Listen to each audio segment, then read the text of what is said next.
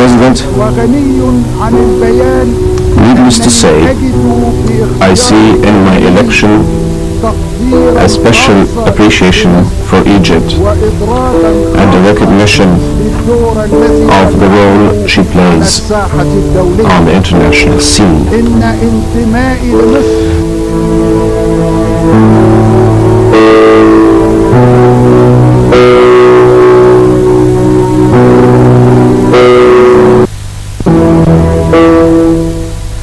Boutros Ghali was born in Cairo on the 14th of November 1922 into a bourgeois Coptic Christian family. He was named after his grandfather, Boutros Ghali, who was Egypt's prime minister from 1908 to 1910.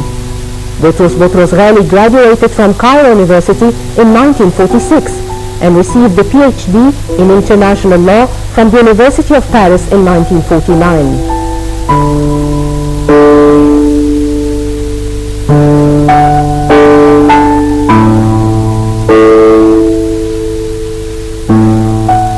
Dr. Boutros Ghali was appointed Professor of International Law and International Relations at Cairo University between 1949 and 1977.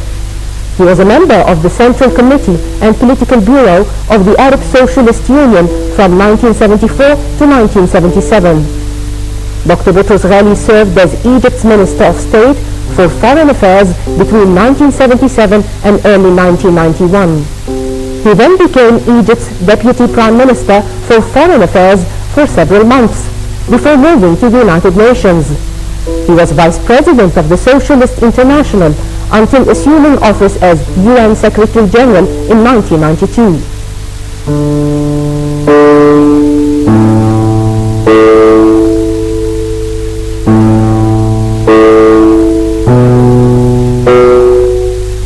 Dr. Boutros Ghali played a part in the peace agreements between Egyptian President Mohammed Anwar al-Sadat and Israeli Prime Minister Menachem Begin.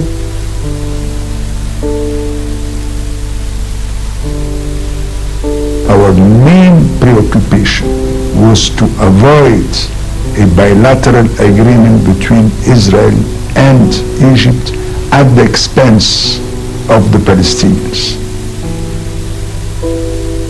In September 1978, Dr. Boutros Ghali attended the Camp David Summit and had a role in negotiating the Camp David Accords between Egypt and Israel, which were signed in 1979.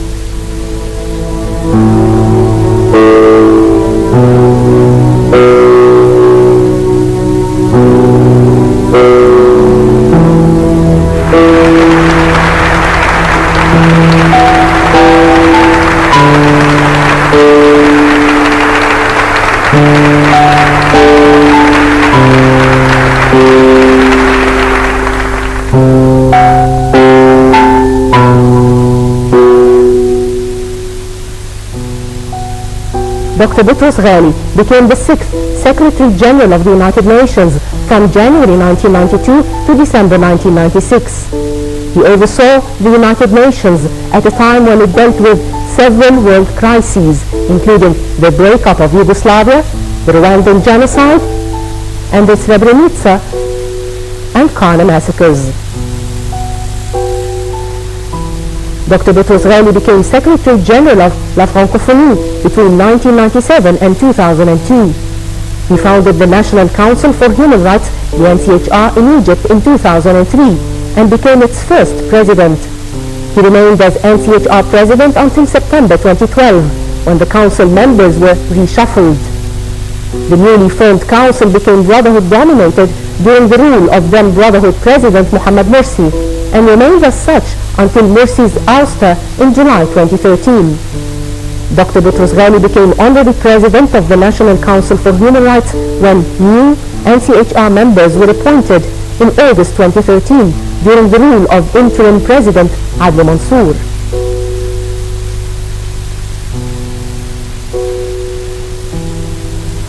Dr. Boutros Ghali participated in numerous meetings, conferences and summits. He chaired an international on democracy and development set up by UNESCO and composed of 16 personalities from all regions of the world. The debates took place during 3 meetings starting 1998. Dr. Boutros Ghali is a prolific writer, and one of his favorite topics is globalization.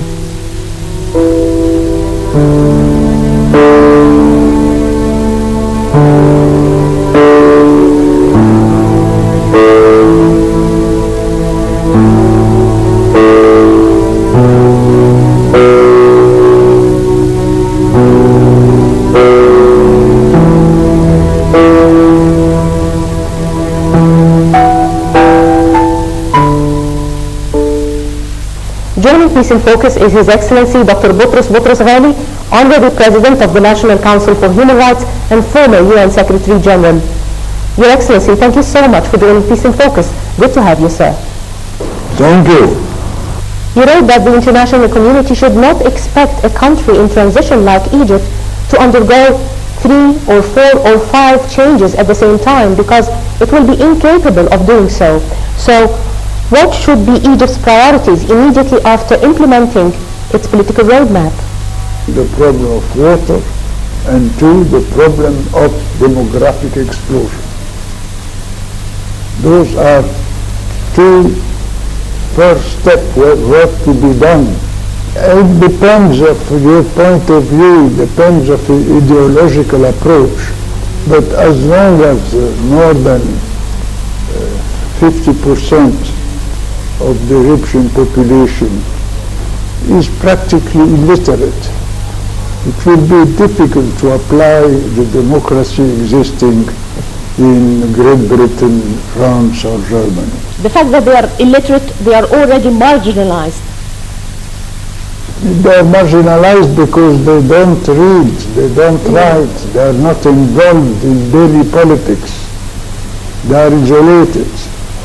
This is one of the main reasons. Then again, poverty is another important element. And what is important also is what will be the role of the elite, what they can do to promote democracy, to promote development.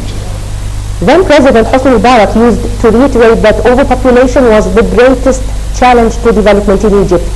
Do you agree to this, or you think that globalization is a bigger impediment? No, I'm sorry. Just take an example. Just take Cairo. Cairo has a population of 1 million, and then 2 million. Today, 20 million. Look what happened in the street. You are not able to move from one part of Cairo to another part of Cairo unless you spend 1 hour. So this is a proof that we are not able to cope with the problem of demographic explosion. Every year you will have around 2 million Egyptians more, where you need more schools, more hospitals. What will do with them? So unless we will find a way to limit, to contain this demographic explosion, we will not be able to solve the problem of this country. So you think that overpopulation is the biggest challenge that Egypt faces? Yes, for me, yes. Because what? Because until now you will not find one article in the press to mention the problem of overpopulation. Nothing. How come? How come that nobody is thinking of moving the capital of Egypt, Cairo, to another place?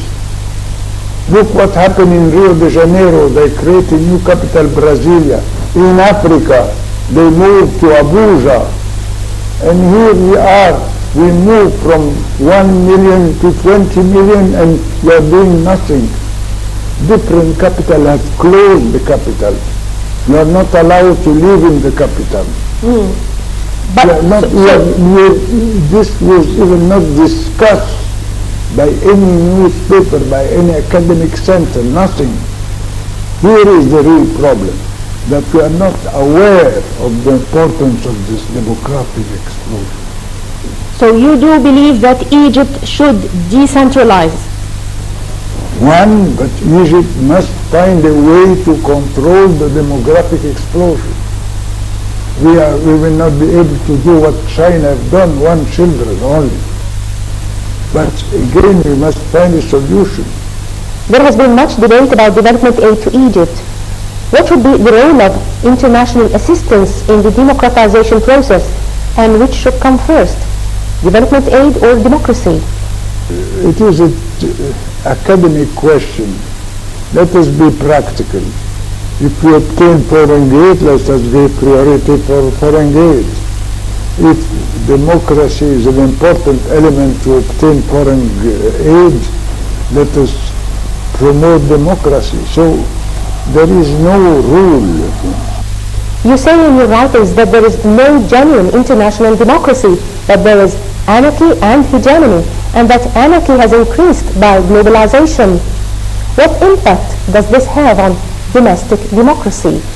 There is different kind of globalization. There is the globalization of terror, the globalization of the problem of climate, the globalization of disease, the globalization of communications, the globalization of trade. So there is different kind of globalization.